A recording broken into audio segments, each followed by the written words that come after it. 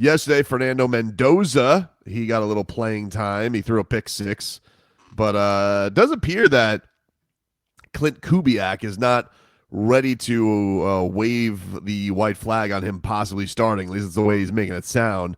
But this was adorable Fernando Mendoza yesterday doing his interview with Monday Night Football. And please tell Mr. Buck I say hello. Oh, we love it. There you go. What about Mr. Aikman? Oh, of course. I mean, he's a legend, you know. I think Mr. Buck needs some more love because, I mean, Mr. Aikman's already, you know. Well said, Fernando. You nailed it. Thank you. God bless. Back to you guys. See, there it is. Back to Mr. Buck. That's the stuff. I mean, he is unique. And, I'll take that. We'll take the love from Fernando Mendoza. And he says all the right things. Sometimes it's very vanilla. But boy, does he think he represents himself really, really well. What a refreshing personality he is. Yeah. I don't know why people get so shocked and surprised at somebody that's just being who they are. Like, if you go at any point during his college career, he's been the same dude. It's not a Fernando problem. It's a us problem. If we look at this and go, oh my goodness, he's so genuine and he's this. He's being him. People are suspicious of the nice. Of course. But here's and also, who wants to say hi to Joe Buck instead of Troy Aikman? It's Troy Aikman.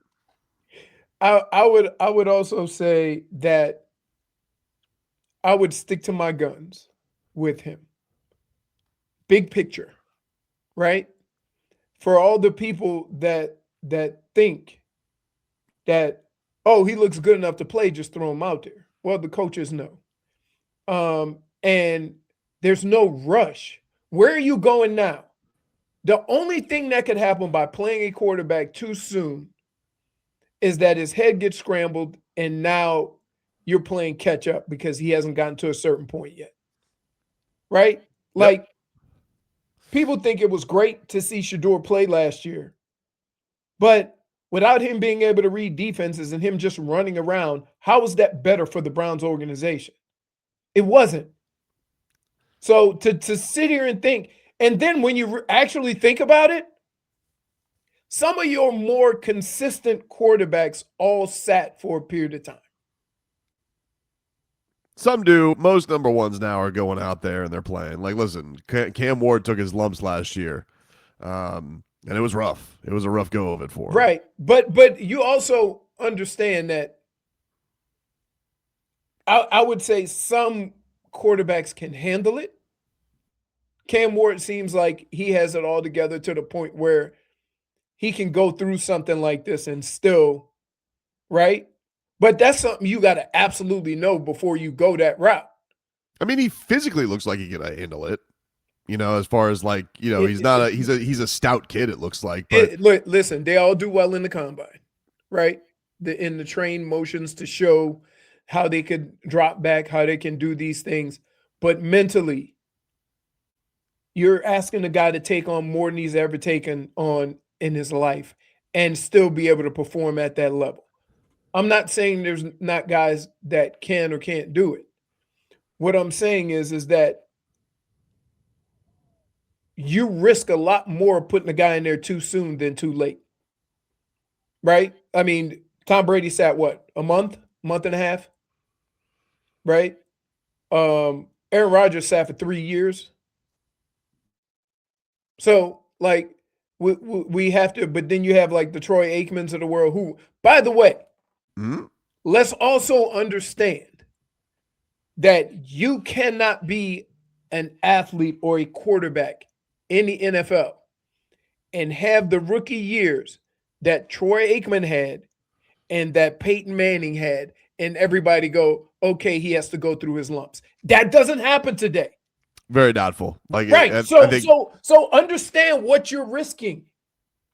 But odds are he's going to probably start at some point this year. No, I again, understood. But guess what? If you look at all the success and who's struggling in the NFL, the guys who seem to be having a longer run are the guys that sat for a period of time, whether it's a year, a month, or whatever. I mean, the And new guys who are like dazzling right now. I mean, Caleb Williams started right away. he started right away. They had absolutely no one though, right? Well, yeah, and he wasn't very good. Right. He wasn't Right. very good. But CJ Stroud was another good thing. right out the gate, and now he's not good. It happened in Chicago, right? That's the other thing. When you look at, like, they probably should have been more patient with Tua. When you look at, let's see, Stroud. When you look at the quarterback and But Stroud was good out of the bat. Like he was did, good out of the bat. But that was the weird thing is he was good his rookie season, and he Right. seems like he's regressed. right. When you look at Carolina, he seems to be turning it around. What did they give Drake May? They gave him like, did he start like I think he probably missed like what 4 games to start his rookie year, Yeah, he started like 4 games and they and were then he was in. so bad they just threw him in. Yeah, I But understand. Who wants to see Bailey's happy? You have to be honest with the organization. Has to be honest with itself, right? Like for these people to just say on TV, just throw him in there, let him take his lumps. More quarterbacks get ruined that way. Well, they have probably the most steady backup for him because even with like Cam last year, I mean, they had Will Levis behind him. He Right, stinks. which he probably beat him out, which is going to be tough to have a guy you actually beat out backing you up because they're going to be even more inclined to let you take your lumps. But yeah, there's like I just think that we're sitting here with these rules that are just made up that, like, okay, I have the same information as all the people that are saying just let him take his lumps. So do they not have more proof that a more established quarterback and some of the more established quarterbacks in the league did sit for a period of time, whatever that period of time is?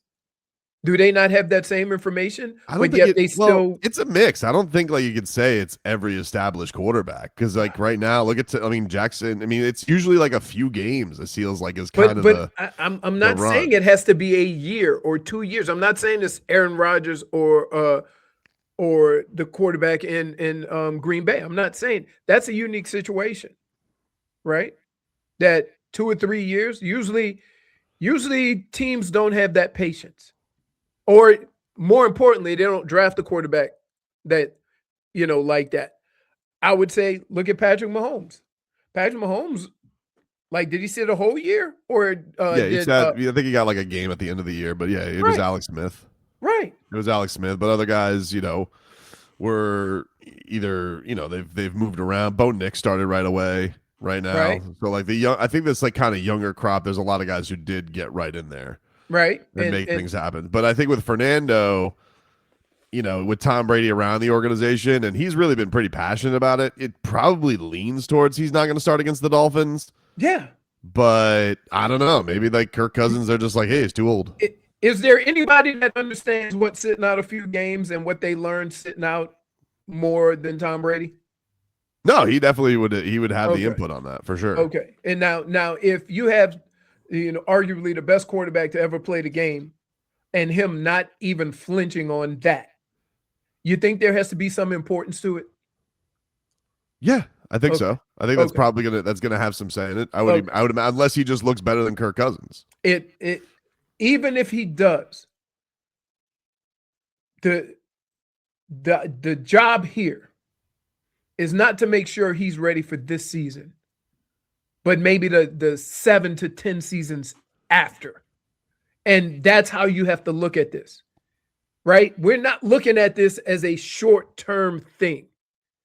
We're looking at this as a long-term thing.